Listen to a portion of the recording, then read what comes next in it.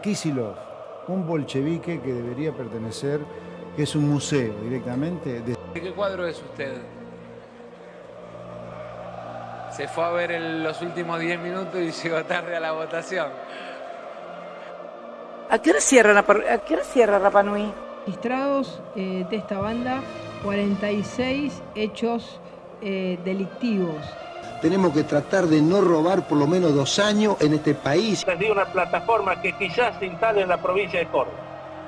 Estas naves espaciales van a salir de la atmósfera, se van a remontar a la estratosfera y desde ahí elegir el lugar a donde quieran ir. De tal forma que en 1 hora y media podemos estar desde Argentina, en Japón, en Corea o en cualquier parte del mundo.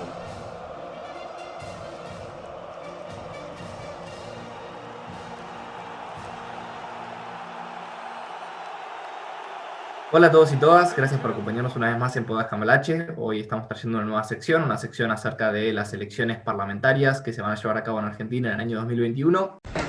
Aplaudan, chicos, aplaudan. Y la idea es empezar a hablar a lo largo de estos meses de características del sistema electoral y un poco ver las noticias del día a día que condicionan cómo va a ser la elección.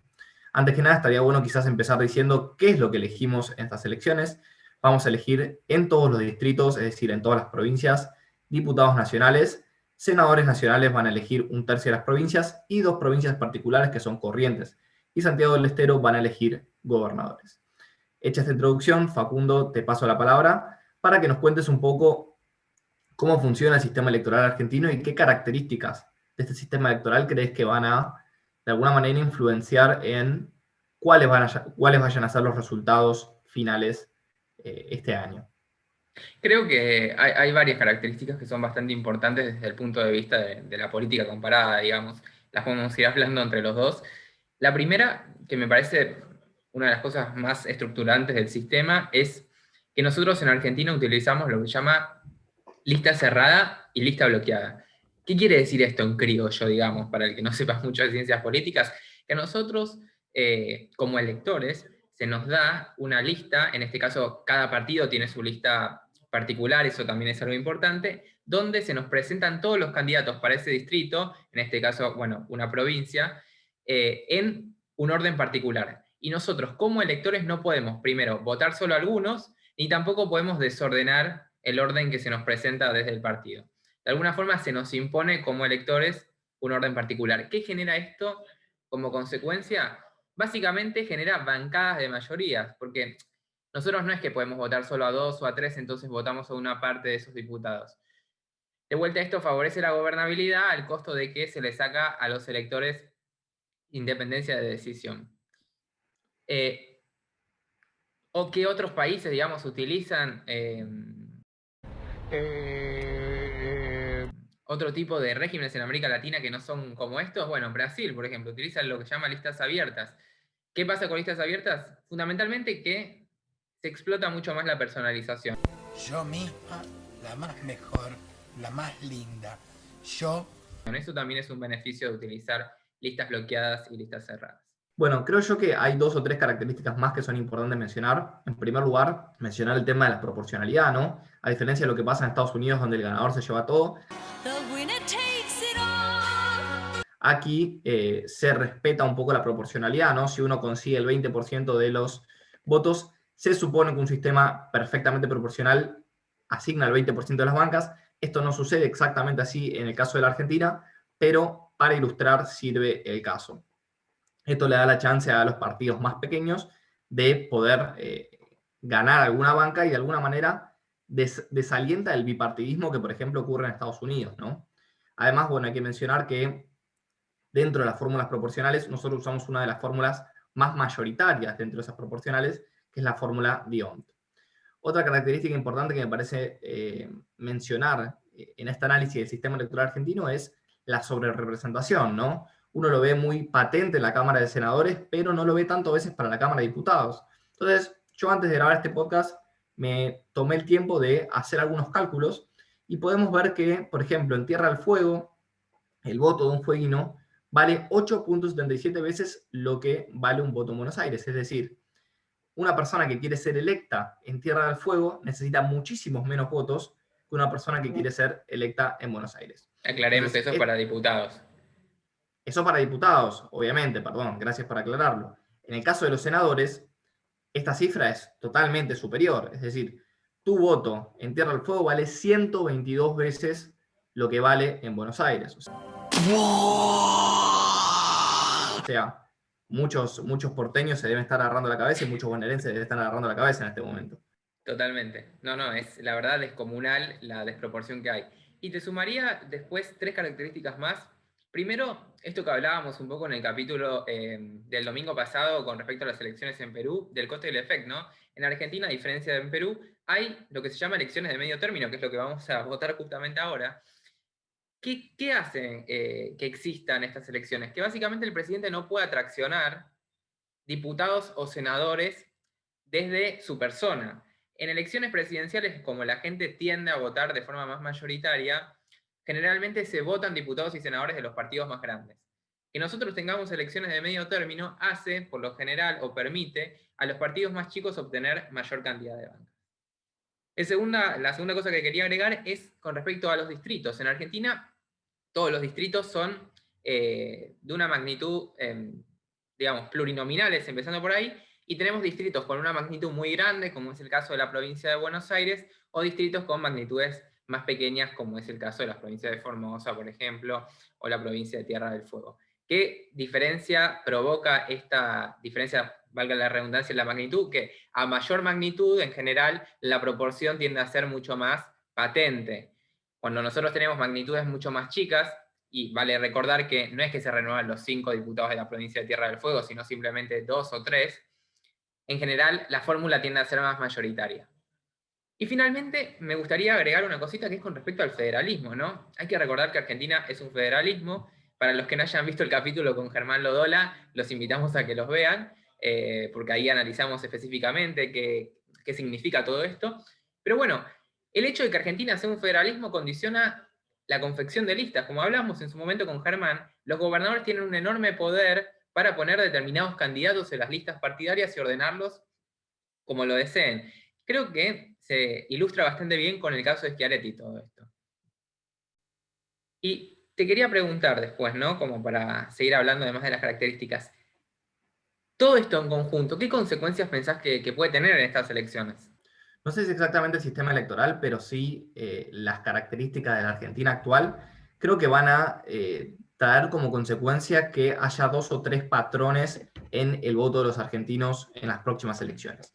En primer lugar, creo yo, el Senado está fuera de disputa. Hay una mayoría oficialista que va a quedar intacta a pesar de que se renueve 1/3 de los senadores. Por lo tanto, conviene poner la vista en Cámara de Diputados. En Cámara de Diputados, ¿qué puede ocurrir?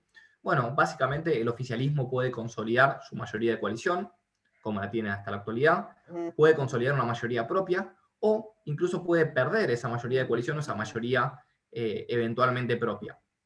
Y otra característica importante que creo que va a salir a la luz en estas elecciones, que creo que no viene ocurriendo en el último tiempo, es el ascenso relativo de la derecha, ¿no? Yo creo que la derecha, el partido, digamos, el Frente Republicano, como se ha denominado ahora el frente que incluye, por ejemplo, a Sperti y a Milei, ¡viva Libertad, carajo!, va probablemente a conseguir una banca después de mucho tiempo, ¿no? Desplazando quizás algunas de las bancas tradicionalmente de la izquierda. Aprovecho, Facu, y te pregunto con respecto a estas elecciones. Vimos que en los últimos días se aprobó una prórroga de las PASO para el 12 de septiembre. ¿Crees que esta prórroga beneficia a algún partido político particular? Y hay que ver, en principio, a excepción de algunos legisladores en particular, como Fernando Iglesias. Señor presidente, yo no les creo nada. No les creo nada porque todos los días mienten y el principal mentiroso es el presidente de la nación. ¿Quieren que alguien les crea que prestan atención a la prioridad sanitaria? ¿Cómo no? Retiren los proyectos de suspensión de las PASO, retírenlo. Un cierto consenso en prorrogar por motivos epidemiológicos, dejémoslo ahí, si fue por otros motivos en el fondo, las PASO. Se lava las manos. Yo creo que podría llegar a beneficiar esto al gobierno siempre y cuando se logren 2 cosas en el mediano plazo. En primer lugar, obviamente, aumentar el ritmo de vacunación, que todavía es bastante lento, hay que decirlo. Y en segundo lugar, acordar, me parece, con el Club de París, en primer lugar, y después con el Fondo Monetario Internacional, tal que se pueda inyectar y se pueda calentar un poco la economía de este año, que parece que viene de mal en peor. Totalmente, coincido plenamente. Bueno, lo que vamos a hacer ahora, si la tecnología nos lo permite, es pasar a una sección nueva, que es la sección Noticias, donde vamos a analizar lo que viene pasando en las últimas semanas.